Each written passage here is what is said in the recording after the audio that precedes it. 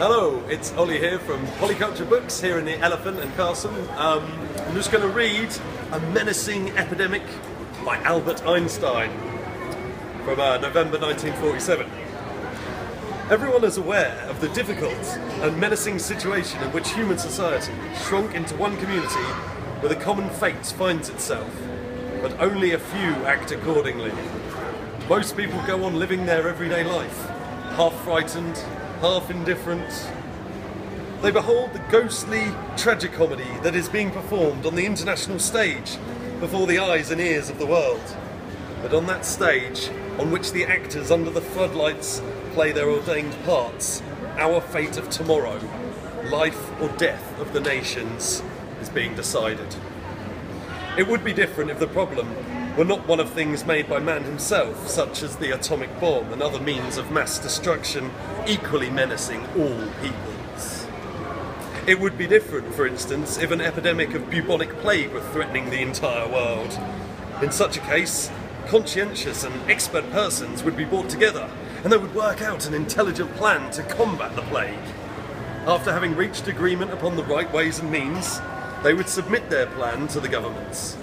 Those would hardly raise serious objections, but rather agree speedily on the measures to be taken.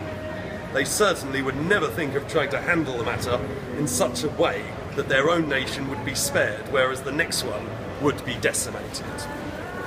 But could our situation be compared to one of a menacing epidemic?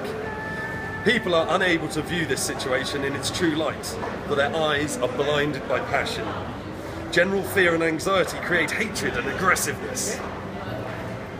The adaptation of warlike aims and activities has corrupted the mentality of man. As a result, intelligent, objective, and humane thinking has hardly any effect, and is even suspected and persecuted as unpatriotic. There are no doubt in the opposite camps enough people of sound judgment and sense of justice who would be capable and eager to work out together a solution for the factual difficulties. But the efforts of such people are hampered by the fact that it's made impossible for them to come together for informal discussions. I am thinking of persons who are accustomed to the objective approach to a problem, who will not be confused by exaggerated nationalism or other passions. This forced separation of the people of both camps I consider one of the major obstacles to the achievement of an acceptable solution of the burning problem of international security.